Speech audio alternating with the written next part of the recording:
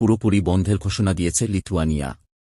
ইউরোপীয় ইউনিয়নের প্রথম সদস্য হিসেবে এমন পদক্ষেপ নেওয়ার সাহস দেখিয়েছে তারা।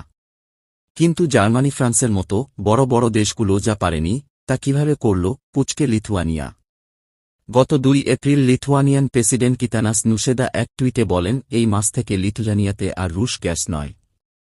কয়েক বছর আগে আমাদের দেশ এমন কিছু সিদ্ধান্ত নিয়েছিল যা আজ এক আগ্রাসী শক্তির সঙ্গে কোনো কষ্ট ছাড়াই সম্পর্ক ছিন্ন করার সুযোগ দিয়েছে। আমরা যদি এটা করতে পারি বাকি ইউরোপও পারবে।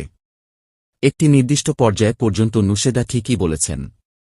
রুশ গ্যাস নির্ভরতা কমানোর পরিকল্পনায় বছরের পর বছর ব্যয় করেছে লিথুয়ানিয়া, যার ফলে তারা আমদানি সম্পূর্ণরূপে বন্ধ করতে সক্ষম হয়েছে। সেখানে অন্য ইউরোপীয় দেশগুলো মাত্র কিছুদিন আগে বিকল্প উৎসের সন্ধানে গুরুত্ব দিয়ে গ্যাস আমদানি বাড়ানো ও স্টোরেজ অবকাঠামো তৈরিতে অগ্রাধিকার দিয়েছে। লিথুয়ানিয়া এত এগিয়ে গেল কিভাবে?